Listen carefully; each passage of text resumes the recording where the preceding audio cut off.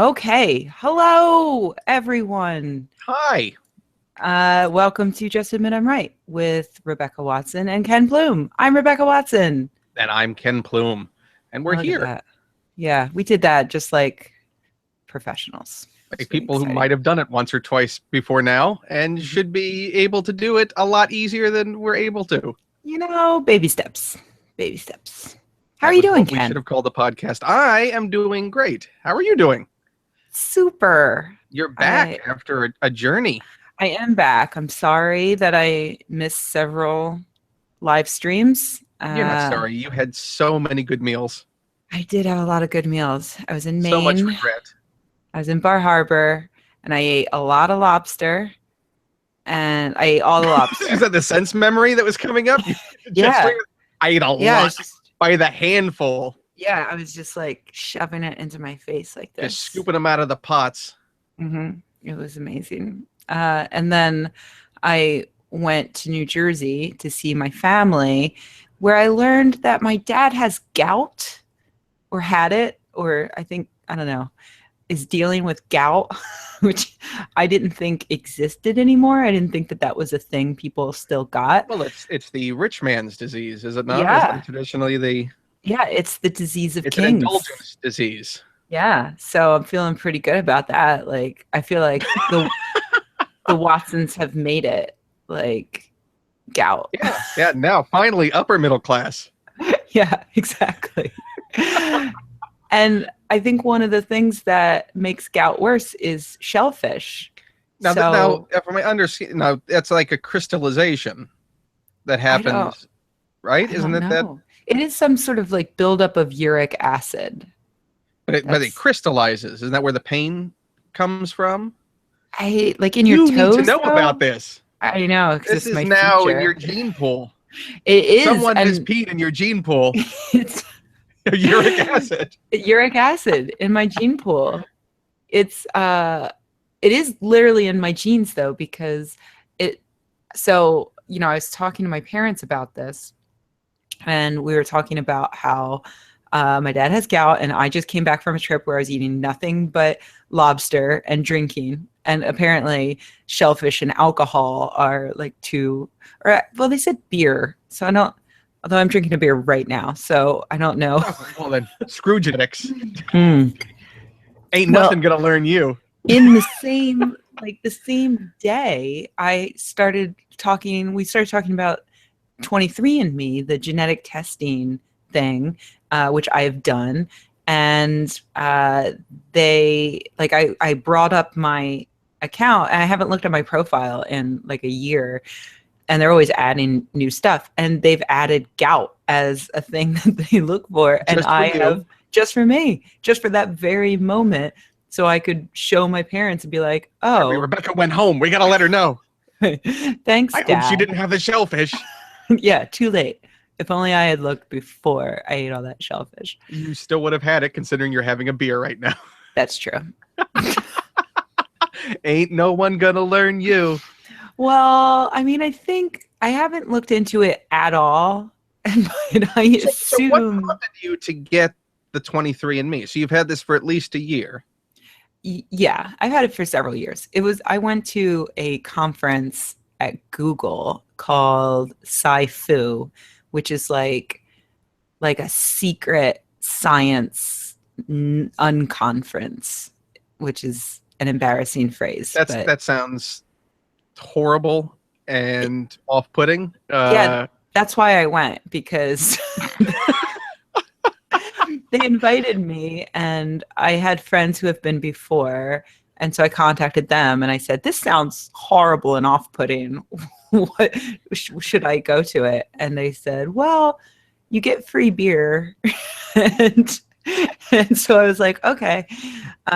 So I went, and it's like you get free beer and you get to talk to venture capitalists, which I was completely unprepared for, because everybody's talking about like, well, what do you need money for? And I'm like, Me? like, yeah, just hanging out, doing Beer stuff. don't pay for itself. Right. So I'm not good at. I want to be able to fulfill my gout potential. Right.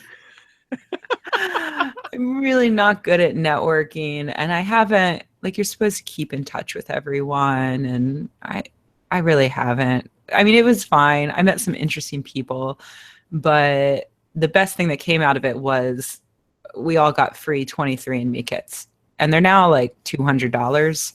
So there's a $200 value. So I was like, okay, I should do this. So you like spit in a vial and you send it off, and then they process It has it. And a nothing few to do weeks with the later, test, by the way.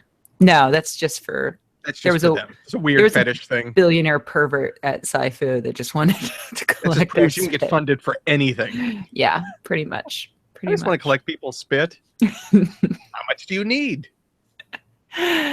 Yeah, so that's how So I, how long? So the results came back. Did you do yeah. any investigation when they came back, or just like, oh, well, that's interesting, and push them aside? Yeah, I did some investigation because there was a lot of controversy surrounding 23andMe. Like, is it scientifically valid? Is it ethical? Is it, any good at all? So one of the things that they had just introduced was the ability to see if you have the genetic markers for breast cancer and Alzheimer's. And those were two that the ethical problems surrounded, because it was like, well, what if they tell you you have these markers and you go off and do something drastic about it when in fact you don't really, your risk isn't as great Drastic, as you like think someone it off is. and had a mastectomy. Yeah, That's exactly. that. Okay. So they 23andMe solved that by making me click OK at the end of a long service agreement that I didn't read.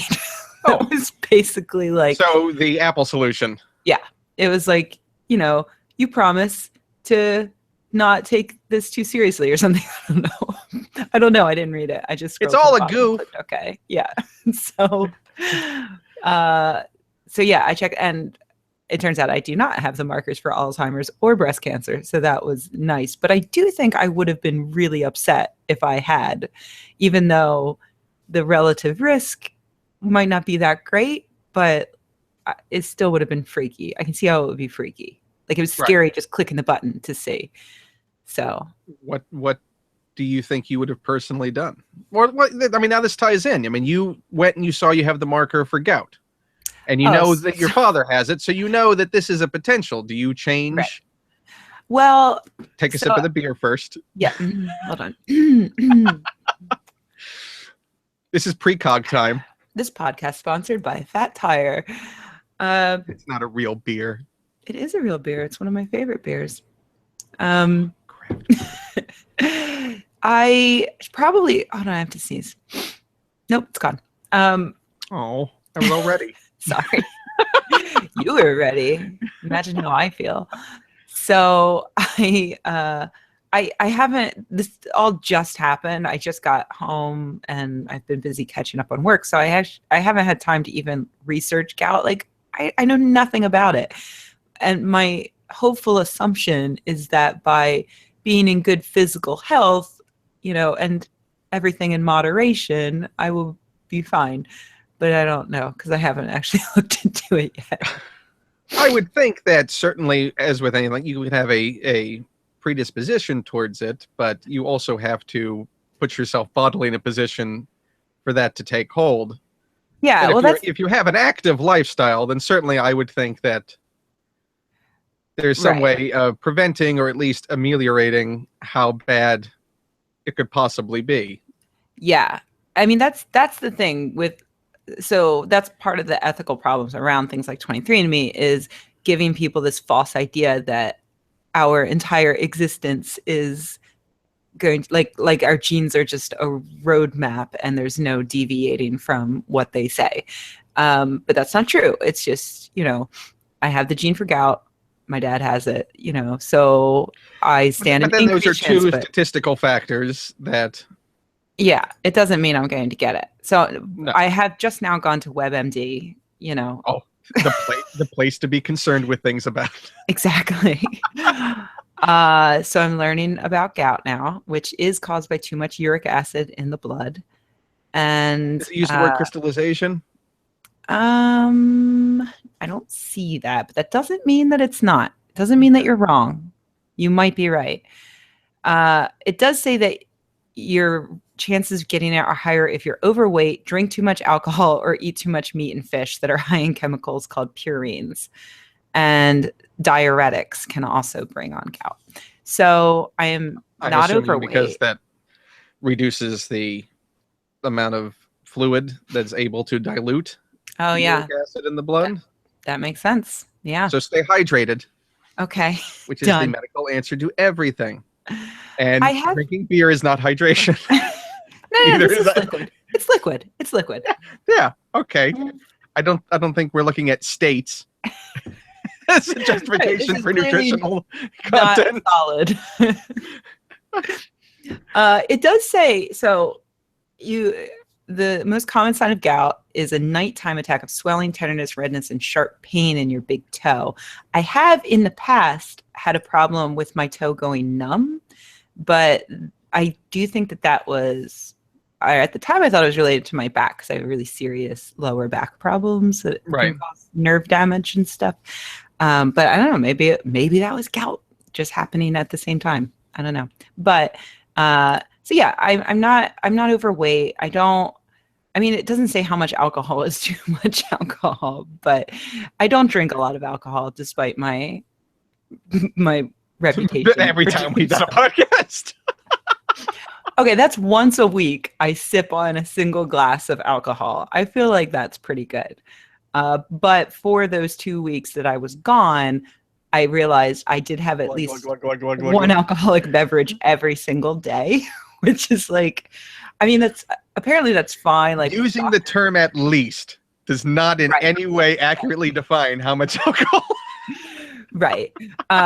It was often more, I will admit. So yeah, I was like, that is not good. So I dried out for the past week, and now I'm back to enjoying in honor of this. This is how you make a strong case. Podcast being back. Yeah, I mean, it's just because I've been dry for a week. It's Gout's honor. I have until last night. Also, I had some wine. Okay, I know this doesn't look good for me, but I'm going back to my only drinking on weekends sort of thing, diet. Well, it is the strength of the conviction that's selling it. So anyway, so that's okay. So maybe I drink too much alcohol. Let's put that as a maybe. But I'm not overweight, and I don't eat. Perfect time for our special guest to join us. Hi. Oh.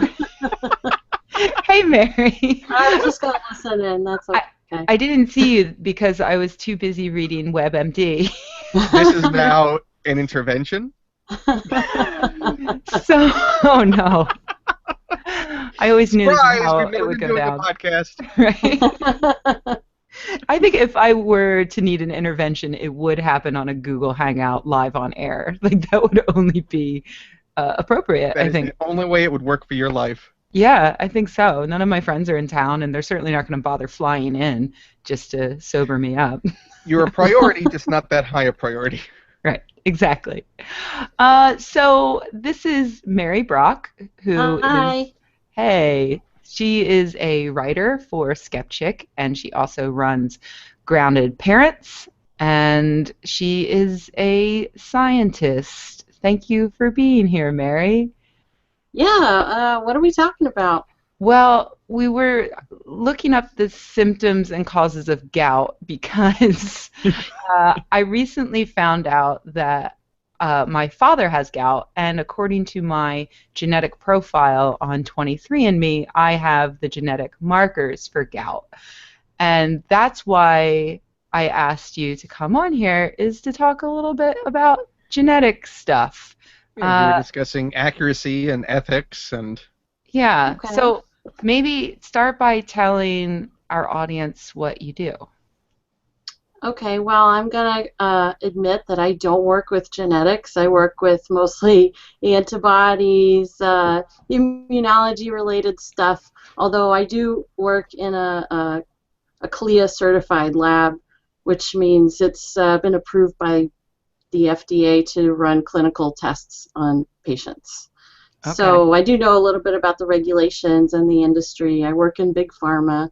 That's Yeah. right. I forgot that you're on the payroll of Big Pharma. I am. Yeah. Are there I'm any other perks for being on the payroll of Big Pharma? There's like a tote bag? Actually, at my company, if you so I worked for a huge company, and if you need to take any of their drugs, it's free. But I don't have any of their diseases, so I have have you to thought pay of for them. getting some? Well, that's I not a know. valid perk. It's really not fair. I mean, come on. Do they make gout disease drugs?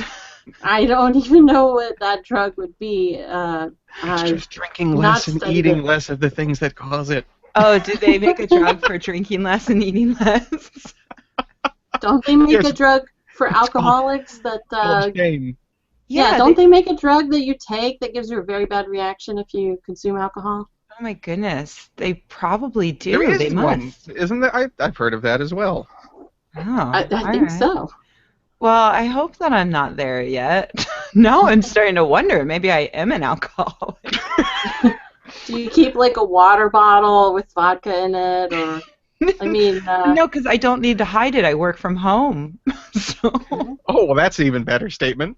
well, just watch Intervention and compare your life to that, and right. I do. I did a video recently, a month or two ago, about how it was a news report about how coffee supposedly prevents cirrhosis of the liver, alcoholic cirrhosis, and in the course of researching that video, I found how incredibly rare cirrhosis is, and how in order to get it, you have to drink like, I forget what it is off the top of my head, but it's something like 10 alcoholic beverages every single day for like 5 to 10 years without But what kind of stopping. alcohol content? Is it, would you have to So- drink more beer than No, hard that liquor? well, that's so when you talk about like a unit of alcohol, generally like what you're served in a bar is pretty standard, like standardized in that like you get like beer has fewer less So if you drink a alcohol bottle of beer, content. it's equal to a shot of Yes. something. Okay. Yes, thank you for saying that a lot faster and more succinctly than I could. I was just hoping I was right. You were right. I am admitting that you're right. I remember in college I used to think like one glass of something was just one drink, and then neglected the whole, adding in 5 different liquors to it. Right. And like, But if it oh, all fits in a glass, when I was a waitress at a Spanish, Portuguese, Moroccan restaurant in Seattle, and I didn't know much about wines, but I was learning on the job, which is fun. And early on in my career there, a couple came in, and before dinner they ordered some wine, and the woman ordered a port. But I didn't realize at the time what port was. I just thought that it was a Portuguese wine. So then the man ordered some other wine, and so I pulled out the port, and I got a giant red wine, balloon glass, because that's what you serve red wine in. So I gave her this full balloon of port and served it to her. And by the time their meal came out, she was absolutely shit-faced. And my coworker was like, what? How much did she have to drink? I was like, just one glass. And they're like, one glass of what? I was like, port. They're like, why is she drinking port before dinner? So like, she didn't know either. to be fair, and yeah, that's perfect how I liquor learned storm. that you should serve dessert wines in tiny little glasses because they're very high alcohol content, and also you shouldn't have them before dinner. That's weird. How was her tip? Very good. I was a terrible waitress, as that story makes clear, but I always did well on tips. I think we talked about this on a past episode. Yes. So yeah. So back to 23andMe. Were you happy with your results? I mean, well, that's kind of a weird thing to say. Was I happy to not have the markers for Alzheimer's and breast cancer? Yes. Would I have been less happy with my results? I'm pleased with the service. I always thought that the service was well done. They include a lot of information, and they regularly update it with the most recent studies. And so if you do have the You're going markers... to have ugly children. Well, Thanks. they haven't asked you to upload a photo yet, so we don't know about that service yet. So have you tried uploading your raw data to any other services and comparing the results? I did do that early on when I first got the data back, but I'm too stupid to truly understand how to read those. So I remember doing a few things. So can you explain to everybody what those services are? Well, I haven't done it myself, but I know there's a few cheaper services online that'll take your raw genetic data and it'll compare it to a database of whatever markers that it associates with certain diseases or eye color or hair color, ancestry, etc. So these are other services that you pay for. Yes. Well, the one that came up the most often that I found was this one called Prometheus, or I'm probably saying it wrong. I'm not sure. Anyway, it's like you pay $5, you upload your data, and it compares it to like this wiki log of other results based on current research and a lot of things that 23andMe isn't allowed by the FDA to let you know, which is good. I mean, I like the FDA, obviously. The FDA is great, guys. Yeah. She said it. She got another check.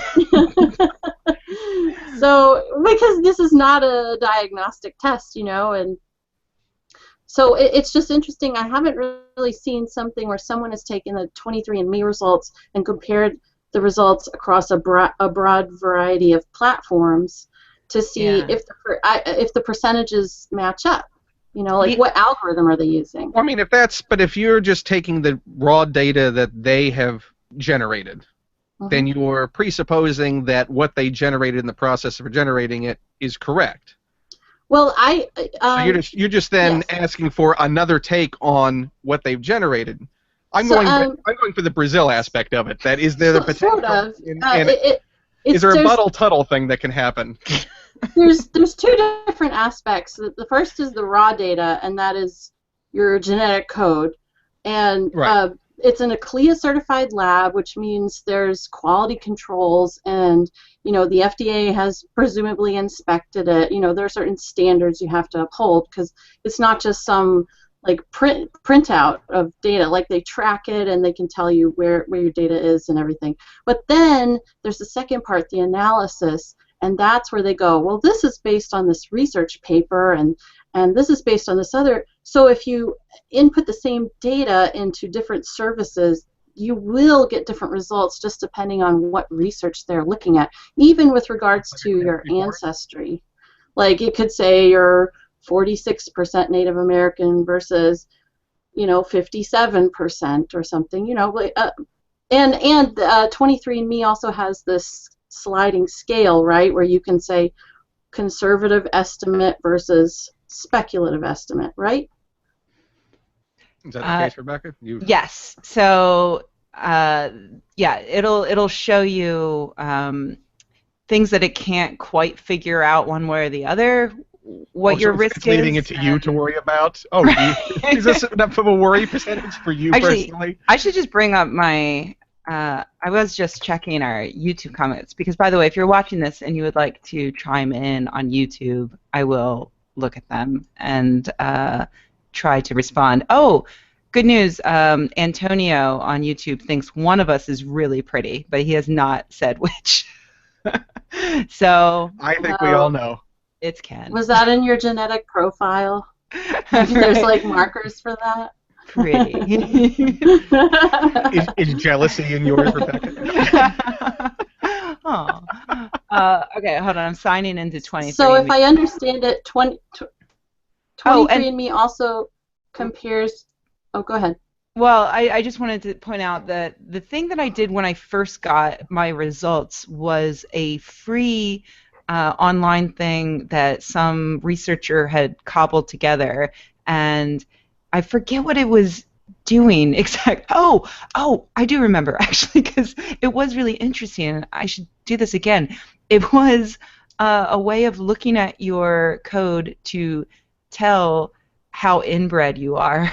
Basically, you could see, like, if you had if your parents were cousins, for instance, like, you would see this overlapping genetic code. So it showed you how much of your code overlaps to the point. So you can see, like, kind of how far back, how your parents and their parents were all related, you know, how closely they were all related. It was pretty interesting. So it's bringing families together. Right. But well, that might be useful, like especially in like an Amish community. Although, you know, then they have that whole barrier of I don't think they would send in to get 23andMe results. Well, although on their end it would be very simple, because it literally is just spitting into a test tube and mailing it off. So, you know, they would be able to handle that part. They just couldn't check the results. But the problem with that free app that I used is that it didn't have all of the fancy layout of 23andMe with, like, descriptions of everything and what everything means and comparisons, like, you know, the user interface was poor. Yeah, it was mostly for people who know what they're doing when it comes to genetic code. It took me a long time of, you know, staring at it and reading it and rereading it and Googling a bunch of terms to piece together what it all meant. And basically, my parents were not cousins, so, whew, you know, thank you. Mm-hmm. So anyway, I'm sorry, Mary. You were saying. Do you remember what you were saying before I interrupted you? Well, I was going to bring up the 23andMe diversity. I don't know the demographics or anything, but presumably you get your data and it tells you this percentage of people have similar results to you. So, I mean, obviously I'm thinking that the majority of the people that submit are people that can afford this test. You know, like, well, especially now that it's $200, like. Yeah, that's an affluent barrier. Yeah. Right. So I read a few years ago that they did a call to get people of African American descent, and they called for about 10,000 of those. Now they've reached a total of 1 million customers, but I would like to know the percentage of the racial breakdown, or the, you know, even the money breakdown, or. Yeah, I'd be curious what is the economic background of those that they've sampled. Yeah, I guarantee it's weird. What is that? White something something, educated. Weird white something something. No, weird. It's an acronym used usually in reference to poor scientific studies that claim to be able to, you know, be applied to the entire human race, when in fact they only focused on like 20 white college students. Right. So yeah, white, educated, something something. Yeah, especially because they say the pharmaceutical industry is using this data, right? So I couldn't find the demographics as of 2016, or even after 2012, 2013. Yeah, So, I'm looking at my health risks now for 23andMe, and also I should mention that one of the major concerns surrounding this and other similar propositions is that of privacy. So I'm just going to throw that out the window and tell you what it is. You signed the terms. Yeah, and you know, when eventually I'm denied health insurance for a pre-existing condition, this is why. So there's so many other reasons beside this, though. So so it does show me things that are elevated risk, decreased risk, and typical risk, and that's compared to average lifetime incidence of all of these things. But I believe that that's average according to, or I assumed that average was taken from larger studies of these things and not the 23andMe population. I could be wrong, but I think that that's what's going on there. Do they publish where these statistics are coming from? Do they? Well, there's a read more thing, but I mean, it's long and requires reading. Yeah. So, and I'm not sure if it's going to tell me outright. So I'm sure it says somewhere, and I will look again shortly. But in the meanwhile, I can tell you that I have elevated risk of gout, and that's with a confidence of 4 stars, which I think is their highest. Yeah, that's the highest. Okay. Which means that there's established research, at least 2 studies examined more than 750 people with a trait or condition, and or the associations are widely accepted in the scientific community. And then there's 3-star confidence, which is preliminary research. More than 750 people with the condition were studied, but the findings still need to be confirmed by the scientific community in an independent study of similar size. And then there's 2 stars preliminary research, fewer than 750 people, and then 1-star preliminary research, fewer than 100 people were studied. And for anything under the top degree of confidence, it doesn't show my actual risk percentage. It only shows that for the high confidence. So for those, for instance, gout, my risk is 12.5% compared to the average risk of 7.2%. So I have. So you have an elevated risk. Yeah, it's almost 2 times the average, which, yeah, again, doesn't mean that I'm guaranteed to get it. My highest average thing is age-related macular degeneration, which did show up when I first looked at it. That was one that they already had in their database early on. And so whenever I go to the eye doctor, if it's a new doctor, I'll mention that. And so they and then will realize the room was empty. Right. That's so funny. I'm going to be laughing about that when I'm blind, Ken. Thanks. We can laugh about it now. We don't have to wait. Okay, so and there's a couple other things I'd like to bring up about 23andMe, and these are all very rare, okay, but they're still could be relevant to you. Number one, you would not know if you were a chimera, right? That's true. That's true. Do you want to explain to everyone what that is? Okay, so if in the womb there's 2 babies, and then they kind of fuse together and become one genetic baby, and then when you come out, different parts of you have different DNA than the other. So that can come up in like paternity. So that's the mismatched eye color as well? Is that? Yeah, I mean, so you're a sign of that? So if you're testing from your mouth, and let's say you have a genetic variant for cystic fibrosis, but it's not present in your lungs because those cells came from the other embryo. Yes, right. So there's no way to really verify that, but it is something kind of interesting to bring up, and it does happen.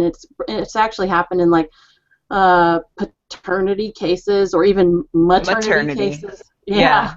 That's the best, when it's like, I'm sorry, ma'am, this is not your baby. And she's like, what was I doing for 9 months? Yeah, right. Or a switched baby. So yeah. And the other thing is that there's this article written on Stat News, and it was about genetic unicorns. It says, scientists identified 13 people with a mutation that should have made them very sick or dead, and yet they were healthy adults. And this was based on data gathered by 23andMe, looking for mutations known to cause one severe childhood disorder. Huh. So is that downplaying the concern which people should have by, say, a 12.5% risk factor for gout? I think it's just well, you never know. It is just preliminary. All of this. Yeah, I mean, it's just an interesting thing. It's exactly why this kind of thing is not a perfect science. Why you can't use it to diagnose. You can bring it to your doctor and say, let's just look out for this and see what happens. If there's something health-wise, like limiting certain intake of things that are factors that could play into something I may have a predisposition towards, should I make the decision on my own to? Right. Well, and Ken, so earlier you asked, like, if I had those markers, what would I have done? Well, that's what I did in the case of the macular degeneration. I just told my eye doctor, like, hey, can we keep an eye on this? And so, it's not even intended. So we do. And Apparently, my macula is gorgeous. So Wow. no worries yet. Yeah. Is that another one that's in Thank the you. 23andMe results? Thank you. Yeah, yeah, I have a 23% chance that I have gorgeous macula. Now, Vicky, you mentioned earlier that there's stuff that they cannot pass along the information on. What aspects are they not allowed, and why? It's just based on what has and hasn't been approved by the FDA. You know, the FDA doesn't want people to use this as a diagnostic tool when they don't understand the implications of it. So that's why there are these additional services that you can enter your raw data into to they can tell you what 23andMe is not really allowed to tell you. Yeah, like for a while there was a question over whether they should be allowed to reveal the Alzheimer's disease and breast cancer results, and they got around it by promising to force people to check a box saying, I'm not going to freak out. But they haven't done You that think for that's what it everything. said. You really didn't read it. Yeah, I have no idea what You it just said. assumed that you agreed to said something about that. No idea. No idea. By the way, over on YouTube, McLear says that WEIRD stands for Western Educated, Industrialized, Rich, and Democratic. So thank Wow, you. that's really weird. Mm-hmm. Good one, Mary. Good one. Also, we have a question, but I have no idea what it means. Green Ghost 2008 wants to know, was elevator gate an example of a butterfly effect? I don't even... 23andMe said that there's a 0% chance that has anything to do with this conversation. Right. Okay. That's good. like really specific too. I don't think the FDA. Yeah, that was a 4-star confidence. I'm looking actually at the breast cancer and Alzheimer's. Not only do I not have the markers, but I have a further decreased risk compared to average.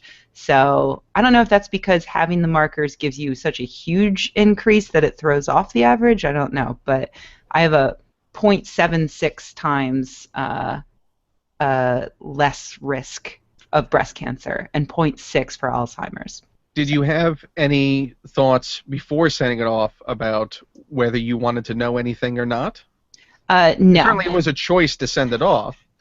Yeah, I understand that that's a thing that other people will rightly struggle with, but whether or not to find something new out is never a question for me. Like, I'll deal with the repercussions later. Just tell me. You are a damn the torpedoes type of person. Yeah, I read all of the Game of Thrones books in like a month because I wanted to catch up before the next season, you know, back on season 1. Yeah, but now we're all screwed. Right. But it was purely because I needed to know, and it was like that or just read through a million Reddit threads to learn every spoiler, and somehow it was easier to read through Game of Thrones. So yeah, for me, like, more information is always better. Damn the consequences. Would even you, though, if it was not given free to you, would you have pursued doing it? no, I mean, what value do you place on having that information? it would not have occurred to me that it would be that valuable, and I haven't even looked at it in, you know, a year. But once I was talking about it with my dad, I think I might send him a kit. The next time I have $200 laying around, it's just not anytime too soon, but maybe like an extravagant Christmas present or something. Although it's like a reverse lottery ticket as a present. Nothing says Christmas about knowing your death. No. Right. But well, so my mom was like, "Oh, I wouldn't want to know. I wouldn't want to know." And I'm like, "Mom, you are like 70. Like, just at some point, you just got to be like, whatever, you know." Yeah. Well, you know, when you're talking about not wanting to know things, this is the person who unwrapped the fancy soap that you gave her. That's right. Yeah, for people who don't follow, I was dying. For people who don't follow me on Twitter or Instagram, I got my mom in Maine this fancy soap that was wrapped in yarn, and it was like a goat's milk handcrafted soap or whatever, and I gave it to her. And the next morning, I walked out into the living room, and she showed me this butchered pile of yarn, and she's like, I had the hardest time unwrapping it, so I was just like tearing at it for like half an hour, and then when I finally got down to the soap, I read the tag that was on it, and the tag is like, enjoy this beautiful felted yarn wrapped soap. You can get the whole thing wet, and the yarn on the outside acts as a washcloth, and you can use it until the soap is used up, and then you have a little washcloth that you can use for whatever you want. So she basically just butchered it, and then they're like, she couldn't get it all off, so they're like pieces of yarn, and she like put it, she has a very nice bathroom, you know, she prides herself on making everything pretty, and she put it in a little soap dish next to the sink in the bathroom, and it's just like, it's disgusting. It's so disgusting. Never to be used ever never again. No, Looks I'm like sure a young hair ball of soap. yeah, it probably went in the garbage as soon as we left. But yeah. So back to the genetics. Do you think that getting the data is actually useful when you're past a certain age? Like, for example, at the doctor's office, to assess my risk of breast cancer, I have to say if my relatives have had it and my grandmother had it, but they said, well, was she under 50 when she had it? And I said, no, she was in her 60s. So then that does not increase my risk. That seems pretty close, though. 60s are almost the 50s. Well, but they're not the 50s. Yeah, but that's a sliding scale then. So I'm going to go with the doctor. Well, the 70s are almost the 60s, which are almost the 50s. Well, that's exactly what I'm saying, though. That's exactly what I'm saying, though, is that they have made a, you know, based on research and stuff, but they have made a decision to cut it off somewhere. And maybe, I don't know, maybe I would you assume have that statistically, if breast cancer comes before 50, it is more tied into this genetic variance that they've observed. Yeah. Whether it's past 50, then it's, I would assume, environmental or natural aging concerns. But again, it's a sliding scale. You know, it doesn't mean everything. Look, what I'm saying is you should panic, Mary. You should panic now. I am going to go find a bus. Cut them both off. They're gone. They're dead to me. Right. Get out of here, booby. No, I do find it useful, slightly. I mean, I think right now the utility is not huge.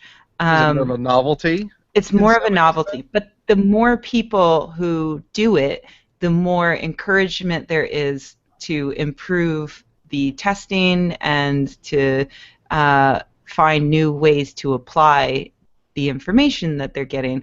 So I think the better off we'll all be. So I feel like this is actually like an inevitable future, and that I just get to be an early adopter because I happen to get this free kit.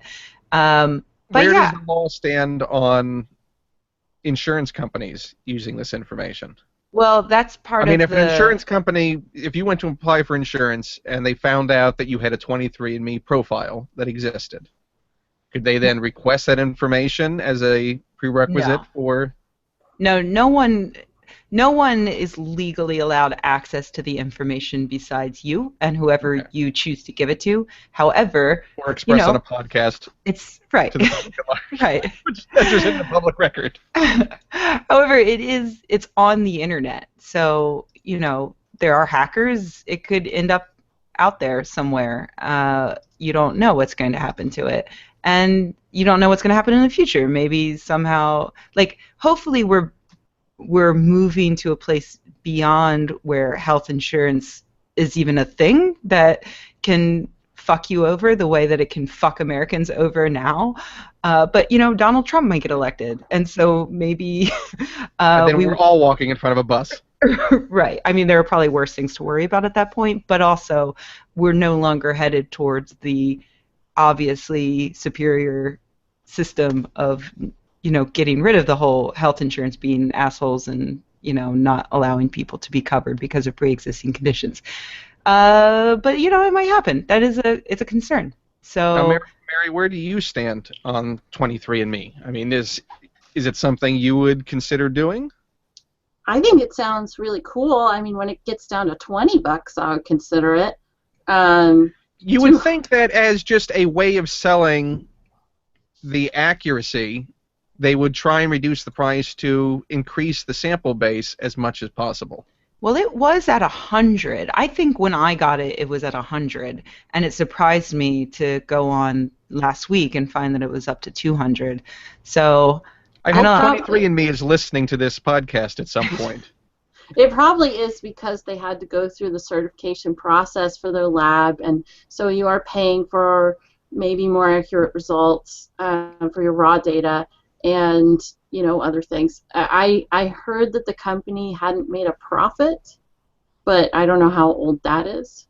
Yeah, that was the case back when I got my kit for free. They weren't yet making a profit. I don't know if they are yet, but I doubt it. And I do know that researchers, there could be applications for researchers to use this data, in which case I wonder, are they, who's getting paid?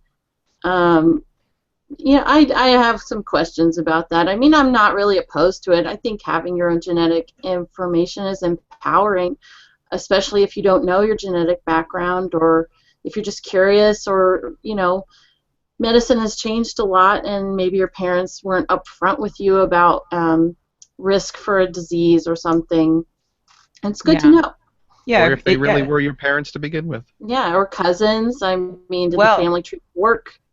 I do know a person who used it and discovered some things about their parents that they did not know, and I don't want to give too much information because I don't want to violate this person's privacy, but basically 23andMe will alert you if you have any close relatives. They'll say, hey, your half-brother or your half-sister or your dad or it's Chinatown is on 23andMe. You want to share data, and so if you choose to do that, then yeah, you can open a can of worms that maybe you would have wished you had never opened in the first place. I think that would be amazing and wonderful. But that's why that's exactly why you want to give it to your entire family. Yeah, well, no, I should mention that the reason why I specifically want my dad to do it is because as a woman, 23andMe can find certain data about my ancestry using mitochondrial DNA, which is passed along through the maternal line. But there's other information that they could have passed along through the Y chromosome, which I do not share. So they don't have information coming from my paternal line. But if I have a close male relative, like my father or one of my brothers, and they do 23andMe, and then we go on and then we link our accounts, now 23andMe has access to this whole paternal line, which would give me even more information. Right. So it's really about me. It's really a gift to me. That's the only way I've seen you ever give gifts. Yeah, pretty much. Pretty much. That's not true. What did I get from sending you that apple in the mail, Ken? Considering the way you sent it, a lot of laughs. I laughed really hard. Mary, Thank you very much. I sent Ken an apple in an envelope, and it was really funny. Yeah, just an envelope. That's all. Oh, you could just write on the apple too. I know that they have that potato service that does that. Yep. But and coconuts. But I looked at the USPS actually says that that's not allowed. So I don't know how they're able to do that. Yeah, you're not actually allowed to send fruits and vegetables that way. But I don't know. Oh, coconut's a nut. That's how it works, right? How you get around that? I'm pretty sure. Yeah. I thought someone said a banana, but it's in the name. I don't know. I mean, a lot. Well, peanut has nut in the name, and it's a legume. I know it's a legume. I know. Everyone knows. I know that coconut's not a nut. I just want to clear that up. What is it? I would assume it's a fruit. It's not a fruit, though, because fruits have seeds. Coconuts don't have seeds. That's true. Well, is Mary, what's a coconut itself a seed? It might be. So how is what's inside it? Is that supposed to be the? Mary, you're our resident expert here. Come on. There's multiple fields. This is exactly the trap that we've sprung for any guest on this show. Botanically speaking, a coconut is a fibrous one-seeded drupe, also known as a dry drupe. However, when using loose definitions, the coconut can be all three: a fruit, a nut, and a seed. Oh, So, we're thanks, all Goat. right. Yeah. Thank you, Coconut, for Oh, bringing us together. yay. Wow. Learn something new. hmm What else did we want to know about biology and genetics, Ken? I feel like there was something else. No?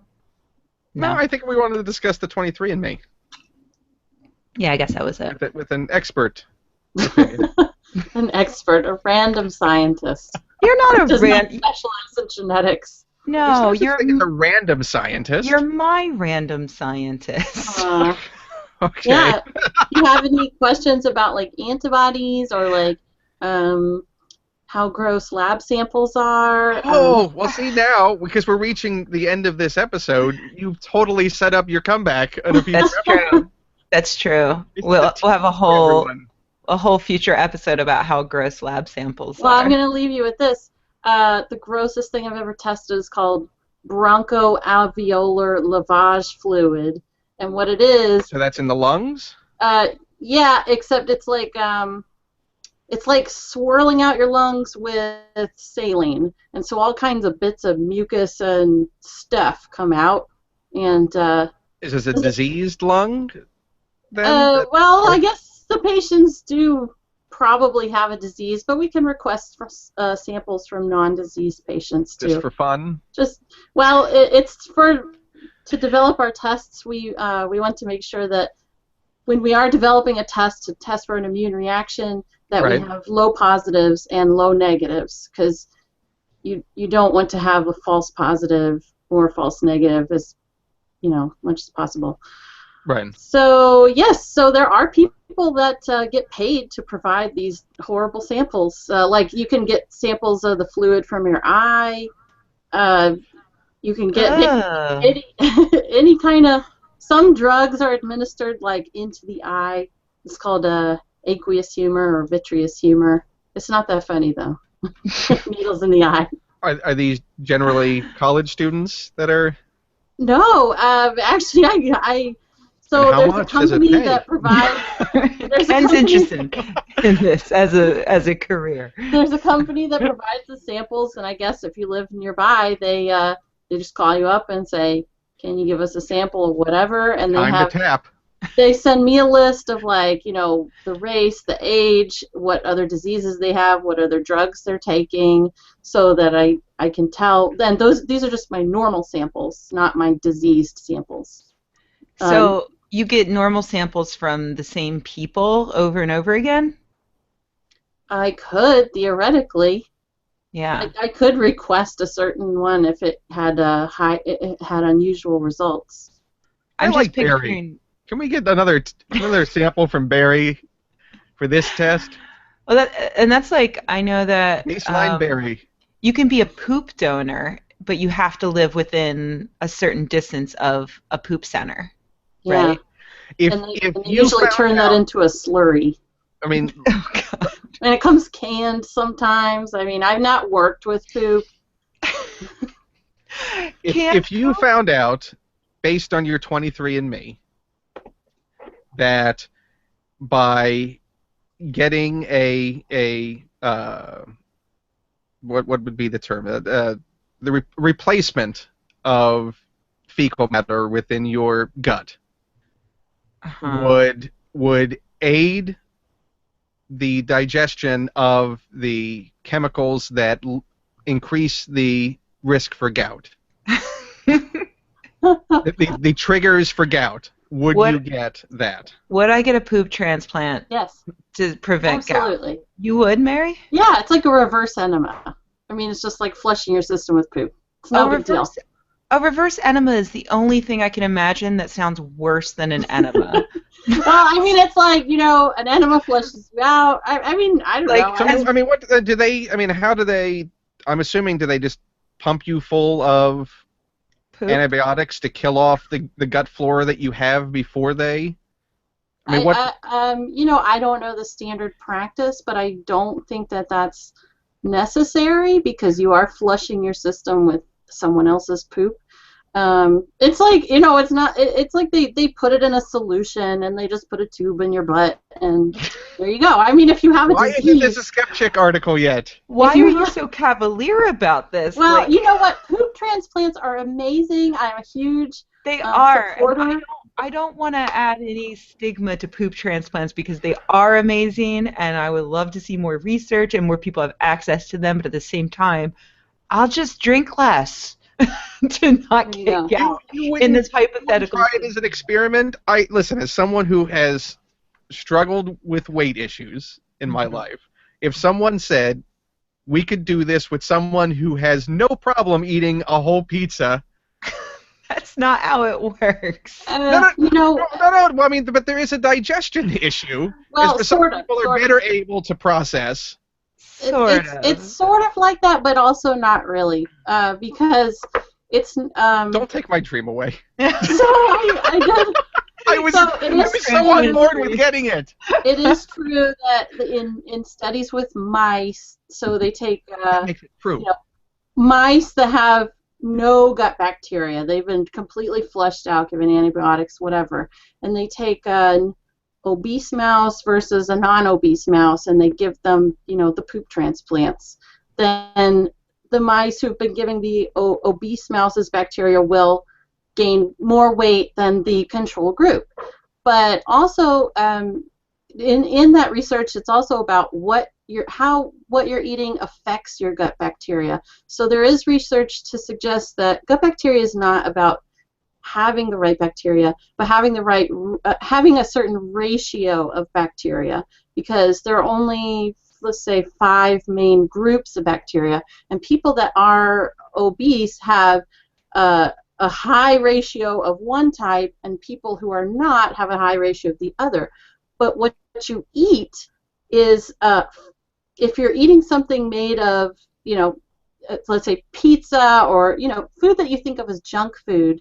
Most of my foods are made of pizzas. So yeah, right. So she's mostly made of pizza at this point. it's true. Junk food is filled with certain kinds of fats that can promote the growth of the, say, obese promoting bacteria and kill off. It's more conducive to their growth as opposed to. Yeah, and it has to do with the fatty acids, and there is some merit to what we think of as good fats versus bad fats, and how they affect our digestion. So Am I incorrect in assuming that as well, that certain people's biology just may be more conducive to the growth of certain types of bacteria? No matter, even if I was introduced with something, it could be that the natural setup within my system, the variance might allow for more of one percentage than somebody else might have. Am I wrong in thinking that? I think it's more of an environmental issue. There hasn't been research to say,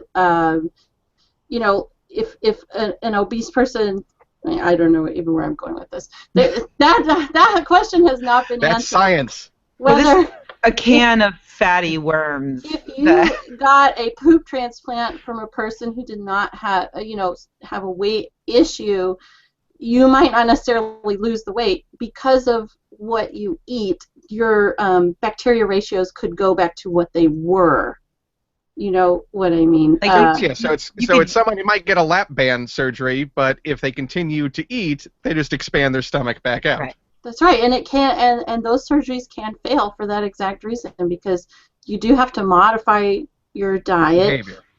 Yeah, and modify your behavior, and there are failures that happen. So, Mary, you took poop away from me. Aww. I'm sorry, but I think poop transplants as part of a healthy diet could be in the future. Like Pop-Tarts. And candy. Yeah, part of a complete breakfast. Part of this complete breakfast. Yeah. Mary, thank you so much for coming on and talking to us about poop and genetics. I'm glad that's how we could go out. Yeah, this is a good way to go out. I appreciate it. As our first really proper guest. Yeah. Oh, yeah. Thanks. The first guest who had more than 0 notice that they were about to be a guest. Also did some research. Yeah. Well, for those of you who have enjoyed this special free preview weekend of Just Admit I'm Right, you can watch more of this because we do this every week, unless I'm in Maine getting gout. And you can do I'm always that. here. Right, Ken's here regardless. It'll just be trained on him like watching Netflix. But the If I camera change the name of won't the podcast show. to "This is why I'm right." Right. Damn it. So you can see those by visiting Patreon, Patreon. Are you going to say Patron, like the alcohol? Yes, because we've Rebecca, remember the song. Patreon. Oh, I forgot that we didn't even get into the fact that we have musical accompaniment. Oh, all right, save it for next week, Ken. Patreon. Patreon.com. Patreon.com/Ken Plume and Patreon.com/Rebecca. And each week we trade off, and our $5 and more patrons can watch these live streams and participate. So. And next week, is it yours or mine? We're going to have to flip a coin. Well, keep an eye on our Twitter accounts. Yeah. So at Rebecca Watson or at Ken Plume, and we'll put announcements out there when we figure out what's going on. It'll probably be next Sunday at 2 p.m. And and I'm just going to throw a wild thing out there and say that, hey, if you like this, you could subscribe to this podcast on iTunes. on iTunes. Yeah, subscribe to us on iTunes, rate us, leave a comment. It'll happen. It'll happen. And I have a really busy week coming up. Oh gosh, Rebecca, please don't undercut the hope. Right? No, it's gonna happen. Put it out there. Go to iTunes, subscribe, rate. It's there. Listen to all of our past things. Thank you so much. Still not on there. Thank you, everyone, for listening, watching, participating. The YouTube comments that we had, most of which we probably never saw. But we'll do better with that in the future, too, like everything, until you just admit we're right. See you next week. Bye. Bye. Bye.